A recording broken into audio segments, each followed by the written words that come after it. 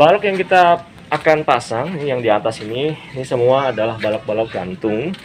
Kemudian untuk tembok juga beberapa kita masih pakai tembok existing ya, tembok yang sudah ada kita manfaatkan.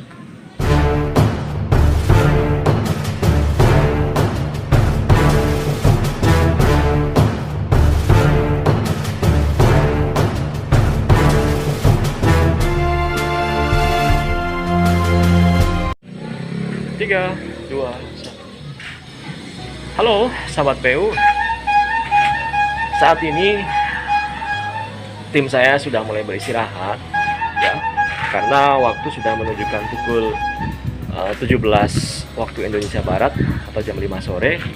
Dan sekarang giliran saya untuk mengajak sahabat PU semua untuk berkeliling-keliling di pekerjaan saya ini ya. Harapannya ada hal yang bisa dipetik atau diambil untuk dijadikan inspirasi, untuk dijadikan sebuah pengetahuan baru untuk membuka wawasan kita terhadap rumah tinggal ya.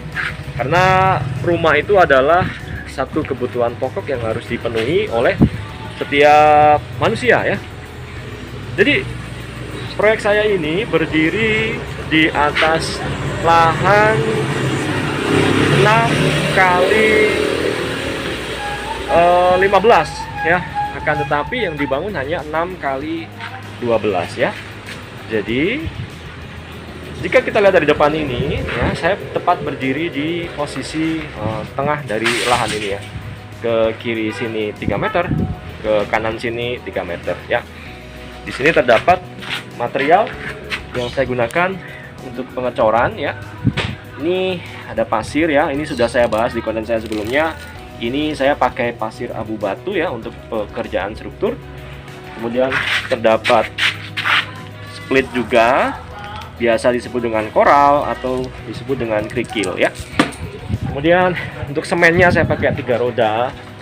Yang kesemuanya tadi itu saya pergunakan untuk pembuatan baik pondasi footplug ya yang ada di bawah sini nih, juga untuk pembuatan kolom beton bertulang, kemudian yang akan berlanjut untuk pembuatan balok-balok gantung yang ada di belakang ini sahabat PU. Untuk pengadukannya kami membuat tempat seperti ini sahabat PU nih ya. Ini untuk mengaduk campuran beton supaya air semennya tidak kemana-mana.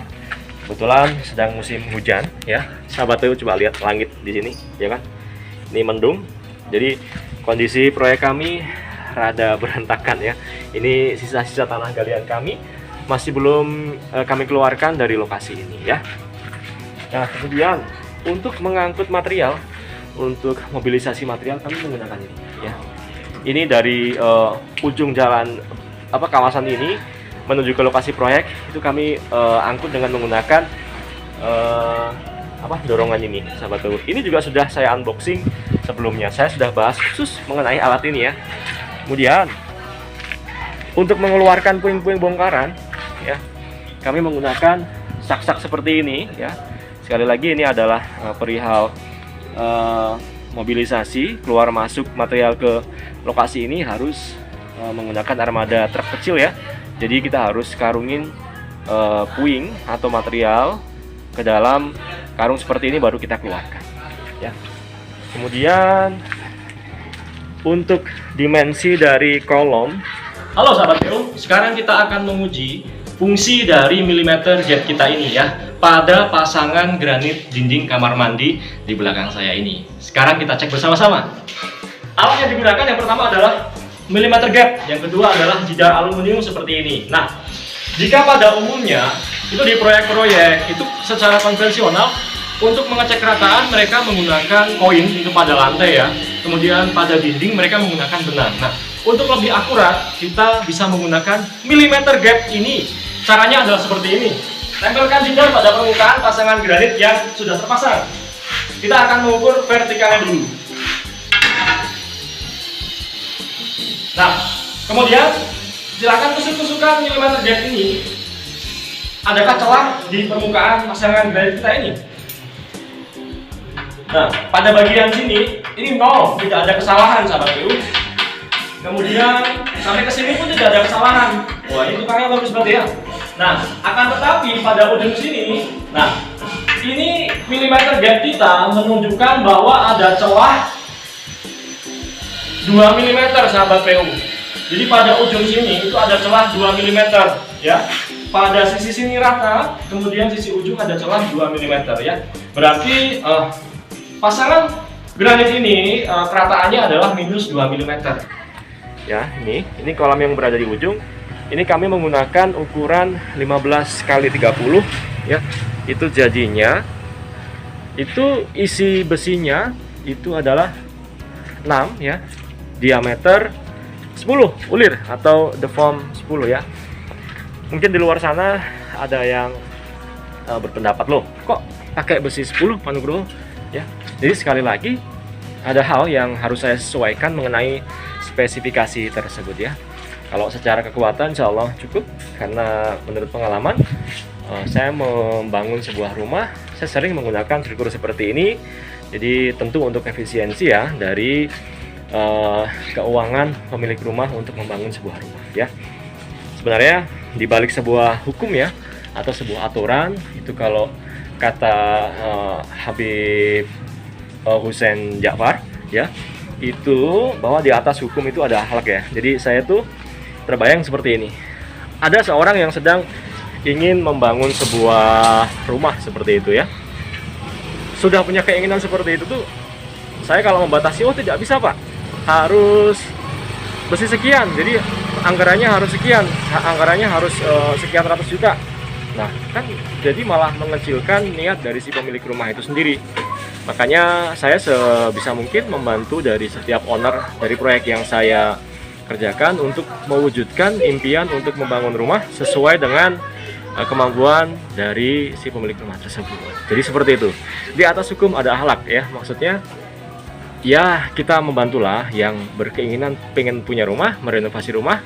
Ya kita bantu manajemen aja keuangannya, kemudian kita coba bangun rumah dengan kompetensi yang sudah kita miliki, seperti itu ya. Untuk grid kolomnya itu tiap 3 meter. Ini kolom 1, ini kolom satunya lagi ya. Nanti kita baru saja mau bongkar begestingnya ya. Ini adalah begesting kolom yang nantinya akan kita pergunakan juga untuk begesting balok ya di atas. Ya ini juga termasuk strategi ya untuk menghemat biaya dengan anggaran yang cukup. Bagaimana caranya supaya rumah ini benar-benar jadi sesuai dengan keinginan si pemilik ya. Ini juga kami mengadakan beberapa kaso yang kita beli secara ikatan seperti ini. Lumayan mahal nih sahabat PU, ini harganya 130.000 satu ikatnya. Dan ini kan material yang akan terbuang ya. Makanya saya juga order bajaringan ya. Ini bajaringan profil C yang nanti akan saya gunakan juga untuk peranca ya, untuk membantu support dari begesting balok yang akan kita pasang ya. Maksudnya kalau bajaringan ini kan nanti bisa kita pakai lagi untuk struktur rangka atap di atasnya seperti itu. Kalau kaso kan nanti kebuang. Ini kalau bajaringan nanti kita bisa pakai lagi untuk struktur atap yang ada di atasnya.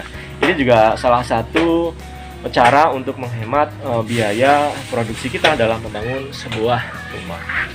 Kemudian untuk balok yang kita akan pasang yang di atas ini semua adalah balok-balok gantung.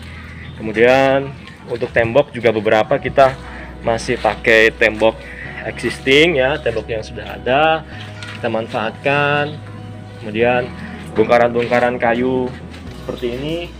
Nah seperti kayu-kayu untuk skur-skur itu juga kami memakai kayu-kayu bongkaran yang bisa kita manfaatkan kembali. Kemudian di sini juga dinding yang di samping ini adalah dinding existing, dinding yang sudah ada. Kemudian kita tidak melakukan penambahan dinding kembali, tapi kita memperbaiki dinding yang sudah ada ya.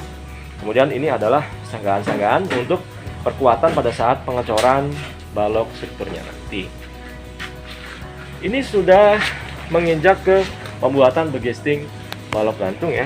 Insya Allah besok kami sudah mulai memasukkan tulangan-tulangan untuk struktur balok beton bertulangnya. Setelah bodeman, ya ini sebutannya adalah bodeman. Ini sahabat PU, ini selesai. Nanti besok kita langsung naikkan besi-besi tulangan utama untuk kita rakit di atas dan kita cor dengan menggunakan casting yang sudah siap ini. Seperti itu sahabat PU yang dapat saya jelaskan pada kesempatan kali ini.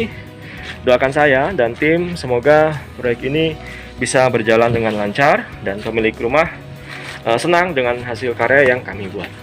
Dan sahabat PU juga tentunya semakin terinspirasi dengan hal yang saya buat ini. Terima kasih sahabat PU.